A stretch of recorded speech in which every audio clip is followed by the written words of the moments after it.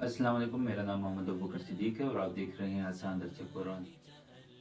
ہم نے سورہ بقرہ کی تقریباً 16 آیاتیں پڑھ لی تھی، آج انشاءاللہ ہم آگے پڑھیں گے، ٹھیک ہے؟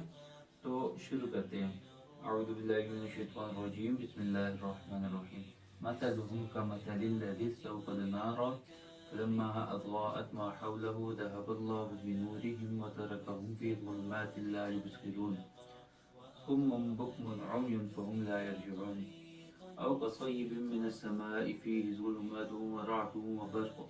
يجعلون أصابعهم في آذانهم من الصواعق حذر الموت والله محيط بالكافرين يكاد البرق يخطف أبصارهم كلما أضاء لهم مشوا فيه وإذا أظلم عليهم قاموا ولو شاء الله لذهب بسمعهم وأبصارهم إن الله على كل شيء قدير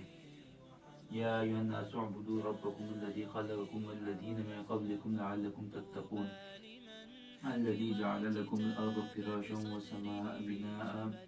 وأنزل من السماء ماء فأخرج به من الثمرات رزقا لكم فلا تجعلوا لله أندادا وأنتم تعلمون وإن كنتم في ريب مما نزلنا على عبدنا فأتوا بسورة من مثله وادعوا شهداءكم من دون الله إن كنتم صادقين فإن لم تفعلوا ولا تفعلوا فاتقوا النار التي وقودها الناس والحجارة أعدت للكافرين وبشر الذين آمنوا وعملوا الصالحات أن لهم جنات تجري من تحتها الأنهار كلما رزقوا منها من ثمرة رزقا قالوا هذا الذي رزقنا من قبل وأتوا به متشابها فلهم فيها أزواج مطهرة وهم فيها خالدون صدق الله العظيم۔ تو ان آیات میں شروع میں منافقین کی دو مثالیں بیان کی گئی ہیں، اس کے بعد عقیدہ توحید پہ بات کی گئی ہے، اس کے بعد عقیدہ رسالت پہ بات کی گئی ہے، اور پھر آخر میں عقیدہ آخرت پہ بات کی گئی ہے۔ تو شروع کرتے ہیں۔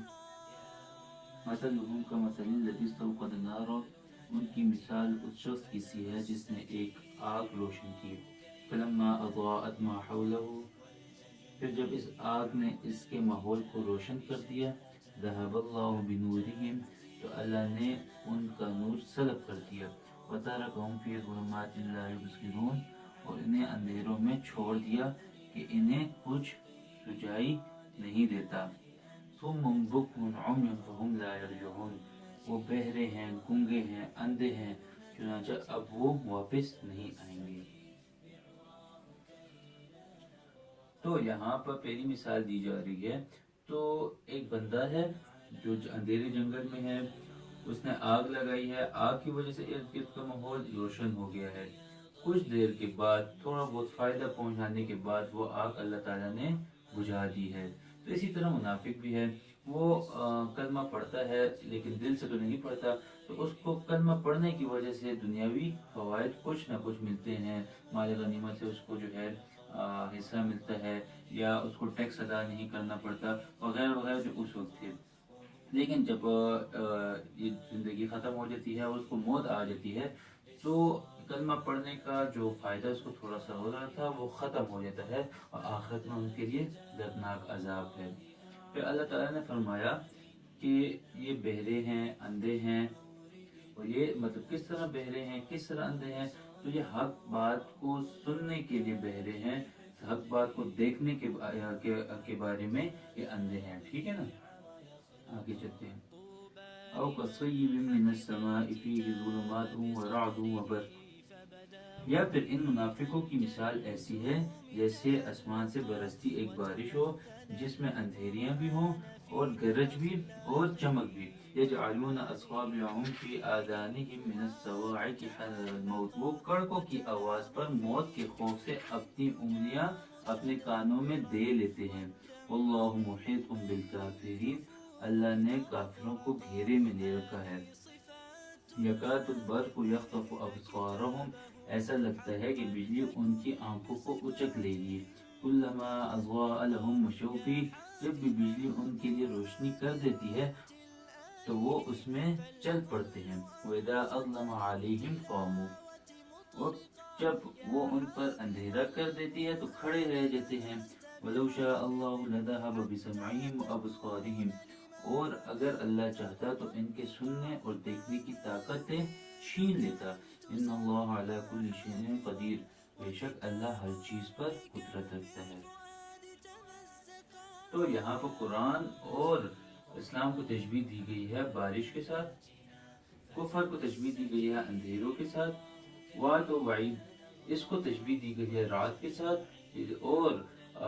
جو انعامات ہیں اس کو تشبیہ دی گئی ہے برق یعنی کہ روشنی کے ساتھ۔ تو کفر کی اندھیریاں چھائی ہوئی تھی، اللہ تعالیٰ نے قرآن نازل فرمایا، اس میں انعامات بھی ہیں، تو انعامات کو دیکھ کر کچھ لوگ اسلام کی طرف غالب ہوتے تھے، لیکن جب وہ وعد و وعیدوں کو دیکھتے تھے، حلال و حرام کا مسئلہ دیکھتے تھے، تو پھر واپس الٹے قدم بھاگ جاتے تھے۔ تو یہاں پہ انہی کی مثال ہے کہ جب یہ لوگ جو ہے دنیاوی فوائد دیکھتے ہیں تو اسلام کی طرف غالب ہو جاتے ہیں، لیکن اسلام کی طرف جب آ جاتے ہیں تو یہاں پر حلال و حرام کا مسئلہ دیکھتے ہیں یا وعد و وعیدیں دیکھتے ہیں تو پھر واپس کفر کی طرف لوٹ جاتے ہیں۔ یا ایھا الناس اعبدوا ربکم الذی خلقکم والذین من قبلکم، اے لوگوں اپنے اس پروردگار کی عبادت کرو جس نے تمہیں اور ان لوگوں کو پیدا کیا جو تم سے پہلے گزرے ہیں، لعلکم تتقون، تاکہ تم متقی بن جاؤ۔ الذی جعل لکم الارض فراشا والسماء بناء، جس نے تمہارے لیے زمین کو بچھونا بنایا اور آسمان کو چھت، وانزل من السماء ماء، اور آسمان سے پانی برسایا، فاخرج به من الثمرات رزقا لکم، پھر اس کے ذریعے تمہارے رزق کے طور پر پھل نکالے، فلا تجعلوا للہ اندادا وانتم تعلمون، لہذا اللہ کے ساتھ شریک نہ ٹھہراؤ جبکہ تم یہ سب باتیں جانتے ہو۔ ان دو آیاتوں میں اسلام کے بنیادی عقیدے یعنی کہ توحید کی بات کی گئی ہے، اور مختصر انداز میں ان کو دلیل بھی دی گئی ہے۔ اہل عرب کا یہ عقیدہ تھا کہ ہر چیز کو بنانے والا، آسمان ہو زمین ہو، سب چیزوں کو بنانے والا اللہ ہے۔ اس کے باوجود بھی وہ لوگ یہ عقیدہ رکھتے تھے کہ اللہ تعالیٰ نے بتوں کو بھی کچھ اختیارات دیے ہوئے ہیں اور وہ اپنے فیصلہ کرنے میں خود مختار ہیں، وہ خود فیصلہ کرتے ہیں، لہٰذا وہ لوگ بتوں کی عبادت کرتے تھے تاکہ وہ اس کی مدد کریں گے۔ تو اللہ تعالیٰ یہاں پر فرماتے ہیں کہ ہر چیز کو ہم نے پیدا کیا ہے، ہمیں کسی چیز کی ضرورت نہیں ہے، ہمیں کسی چیز کی مدد کی ضرورت نہیں ہے، تو اب اس کے بعد تم کسی اور کی عبادت کرتے ہو تو یہ تو بہت ظلم کی بات ہے۔ ٹھیک ہے، آگے چلتے ہیں۔ وَإِن كُنتُمْ فِي رَيْبٍ مِّمَّا نَزَّلْنَا عَلَىٰ عَبْدِنَا، اور اگر تم اس قرآن کے بارے میں ذرا بھی شک میں ہو جو ہم نے اپنے بندے محمد صلی اللہ علیہ وسلم پر اتارا، فَأْتُوا بِسُورَةٍ مِّن مِّثْلِهِ، تو اس جیسی کوئی ایک صورت ہی بنا لاؤ، وَادْعُوا شُهَدَاءَكُم مِّن دُونِ اللَّهِ إِن كُنتُمْ صَادِقِينَ، اور اگر سچے ہو تو اللہ کے سوا اپنے تمام مددگاروں کو بلا لو، فَإِن لَّمْ تَفْعَلُوا وَلَن تَفْعَلُوا، پھر بھی اگر تم یہ کام نہ کر سکو اور یقیناً کبھی نہیں کر سکو گے، فَاتَّقُوا النَّارَ الَّتِي وَقُودُهَا النَّاسُ وَالْحِجَارَةُ،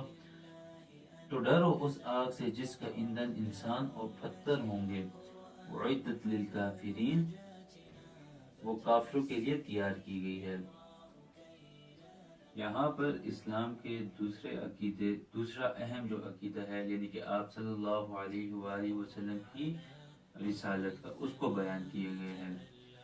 بعض لوگ اہل عرب جو تھے وہ قرآن مجید پہ ایمان لانے کے بجائے یہ الزام لگاتے تھے کہ یہ آپ صلی اللہ علیہ وآلہ وسلم کا نعوذ باللہ اپنا بنایا ہوا ہے، اور آپ صلی اللہ علیہ وآلہ وسلم ایک بڑے شاعر ہیں۔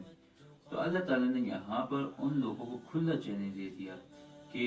آپ لوگ اہل عرب، آپ لوگ خود بھی بڑے شاعر ہو، ادیب ہو، اور آپ لوگ بھی بڑے بڑے قصیدے لکھتے ہو، تو اگر آپ یہ سمجھتے ہو کہ یہ اللہ تعالیٰ کی طرف سے نہیں ہے تو آپ لوگ بھی اس طرح کا ایک کلام بلکہ ایک سورت بھی بنا کر لے آؤ، یہ آپ لوگوں کو چیلنج ہے۔ تو یقینی بات ہے ایک بندہ بھی جو ہے، بڑے بڑے ادیب جو ہیں وہ اس سے عاجز آ گئے اور ایک قرآن کے سامنے انہوں نے گھٹنے ٹیک دیے اور ان لوگوں نے ہار مان لی کہ بھئی یہ جو ہے ہمارے بس کی بات نہیں ہے۔ ٹھیک ہے، آگے چلتے ہیں۔ وبشر الذین آمنوا وعملوا الصالحات، اور جو لوگ ایمان لائے ہیں اور انہوں نے نیک عمل کیے ہیں ان کو خوشخبری دے دو، ان لہم جنات تجری من تحتها الانہار، کہ ان کے لیے ایسے باغات ہیں جن کے نیچے نہریں بہتی ہوں گی، کلما رزقوا منها من ثمرۃ الرزق، جب کبھی ان کو ان باغات میں سے کوئی پھل رزق کے طور پہ دیا جائے گا، قالوا، تو وہ کہیں گے، ھذا الذی رزقنا من قبل، یہ تو وہی ہے جو ہمیں پہلے بھی دیا گیا تھا، وَأُتُوا بِهِ مُتَشَابِهًا، اور انہیں وہ رزق ایسا ہی دیا جائے گا جو دیکھنے میں ملتا جلتا ہوگا، وَلَهُمْ فِيهَا أَزْوَاجٌ مُطَهَّرَةٌ، اور ان کے لیے وہاں پاکیزہ بیویاں ہوں گی،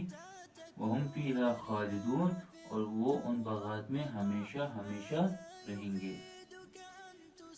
تو یہاں پر اسلام کے تیسرے عقیدے یعنی کہ آخرت پہ ایمان کی بات کی گئی ہے۔ تو جن لوگوں نے اسلام لے کر آیا ہوگا، جو لوگ مسلمان ہوں گے، ان کے کیا انعامات ملیں گے، کیا کچھ ان کے ساتھ ہوگا، اس کی ایک جھلک یہاں پر دکھائی گئی ہے کہ ان کے لیے جو ہے نا باغات ہوں گے اور ان کو جو ہے پھل وغیرہ دیے جائیں گے، ٹھیک ہے۔ اچھا، یہاں پر ہے قالوا ھذا الذی رزقنا من قبل، یعنی یہ اہل جنت یہ کہیں گے یہ تو وہی ہے جو ہمیں پہلے بھی دیا گیا ہے، وَأُتُوا بِهِ مُتَشَابِهًا، اور ان کو ایسا رزق دیا جائے گا جو ملتا جلتا ہوگا۔ تو اس سے مطلب کیا ہے؟ تو اہل جنت کو پہلے بھی ایک اس قسم کے پھل دیے گئے ہوں گے جو دکھنے میں جو ہے ایک جیسے ہوں گے لیکن ان کے ذائقے الگ الگ ہوں گے۔ تو اہل جنت کو جب اس وقت پھل دیا جائے گا تو وہ سمجھیں گے، بلکہ وہ لوگ یہ کہیں گے کہ یہ تو وہی والا پھل ہے جو ہمیں جنت میں ہی پہلے دیا گیا تھا، لیکن ہر پھل کے وہاں پر ذائقہ الگ الگ ہوگا، ٹھیک ہے۔ یعنی کہ یا تو اس سے مراد یہ ہے کہ یہ پھل جو ہے اس کو جنت میں ہی پہلے دیا گیا ہوگا اور اسی کا یہ لوگ بیان کرتے ہیں۔ دوسرا مطلب یہاں پر مفسرین حضرات نے یہ بیان کیا ہے کہ وہ پھل جو ہیں دکھنے میں دنیاوی پھلوں کے مشابہ ہوں گے، تو جب وہ لوگ ان پھلوں کو دیکھیں گے تو وہ لوگ یہی کہیں گے کہ ہمیں یہ پھل دنیا میں بھی دیے گئے ہیں، لیکن دنیا کے پھلوں کا اور جنت کے پھلوں کا زمین آسمان کا فرق ہے۔ اللہ ہم سب کو جنت الفردوس میں اعلیٰ مقام نصیب فرمائے۔ امید کرتا ہوں آپ کو میری ویڈیو پسند آئی ہوگی، آپ اس ویڈیو کو لائک بھی کریں، شیئر بھی کریں، اور اگر آپ کو کوئی مسئلہ ہے تو اس کو نیچے کمنٹ بھی کریں، میں انشاءاللہ آپ کو جواب دینے کی کوشش کروں گا۔ اپنا خیال رکھیے گا۔ السلام علیکم ورحمۃ اللہ وبرکاتہ۔